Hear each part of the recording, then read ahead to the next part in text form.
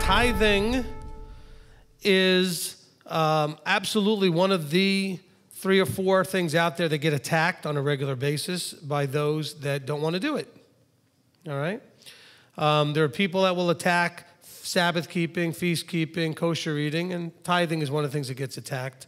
Not by so much the people in the mainstream churches, but the people once they come out. There's a lot of things they used to like to do that they found out they can't do anymore, so they figured, why not also get rid of the things they don't want to do? So they start to do their own research in their own skewed way to try to justify that they don't have to do some of the things they don't want to do. Because after all, learning the truth took away some of the things they did like to do.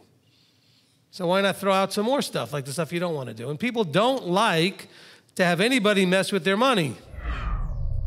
We're going through this wilderness, and first step is to get humbled. Because after all, if you're sitting on the self-sovereign throne, we talk about this almost every week, then you're not going to end up anywhere but in the death ditch, okay? Because then you're sitting on the throne, which means that you are deciding which way to go and the way that seems right to you, and that way leads to death. We have other verses that says it's not even a man to know which way to place his own feet. We've got all kinds of great verses telling you just how wonderfully smart we are, okay? And so that should be there to humble us. And so we think that knowledge will feed us. No, information in a relational way will feed you. Let me say that again. Knowledge or information, a knowing, a relational knowing is what will feed you. Information in itself will leave you quite unsatisfied, and you'll want more information and more information and more information. What you need is a relational knowledge. Information with relationship, that's called knowing. He doesn't intend you to receive all these things, come as you are, stay that way, and here you go. Here's all your presents, all your gifts, all your blessings. No. There's a process. That's why there's trials. That's why he says he disciplines you like a father disciplines a son. But his intent is to give you all these blessings. Remember, I told you this teaching's got a subtitle of appreciating the blessings, okay? Appreciating that you're receiving blessings. As we look at this tithing thing, let's understand that what we're dealing with is an appreciation for blessings.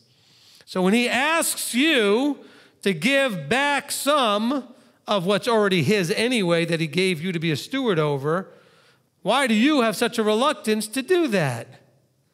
I want to ask you a question. How many of you, if I walked up to you and said, I want to hand you $100, but I just want to make sure that if I do, you give me 10 of it back. Anybody want to sign up for that plan?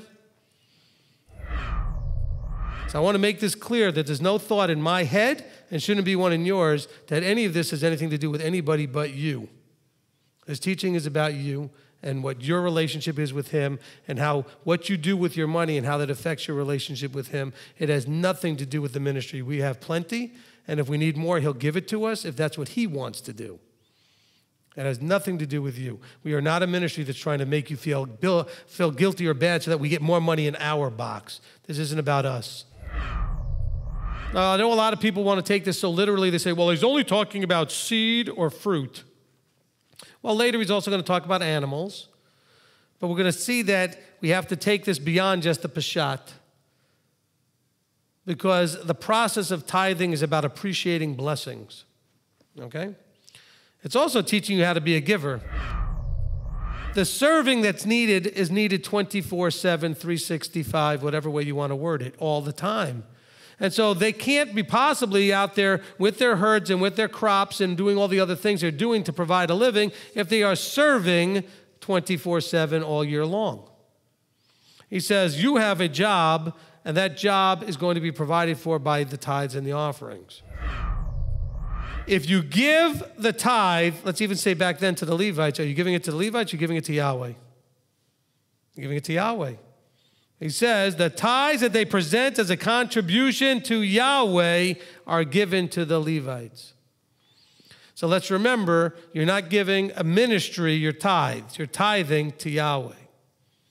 Now, figuring out where that is and how to do that is now the problem you're going to face. But you're giving your tithe to Yahweh because the tithe belongs to Yahweh.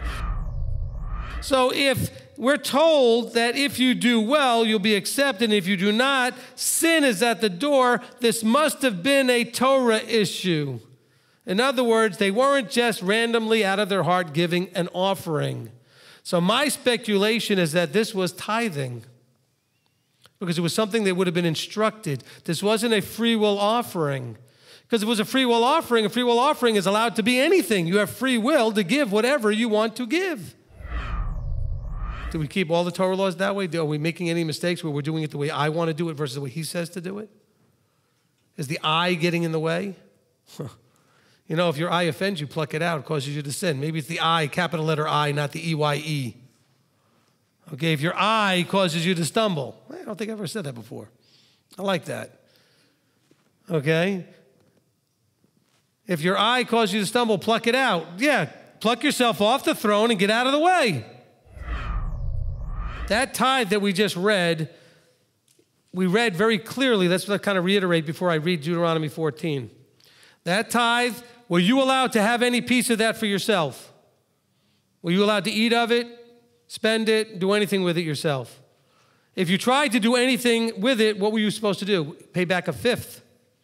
You were not to tamper with. That was to go to who? Yahweh. How? Through the Levites. So there was no messing with this tithe for you. Well, the problem is you're not trusting him, you're not tithing.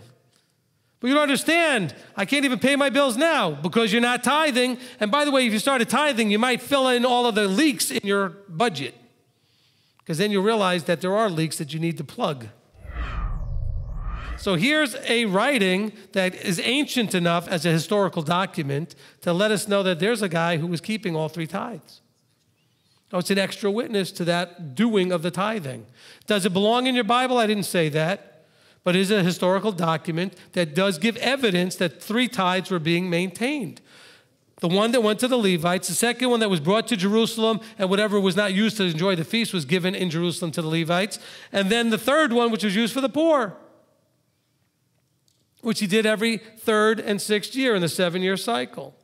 Just more evidence. So I'm just giving you some backup to the fact that this idea of three tithes is not something that your crazy rabbi just made up.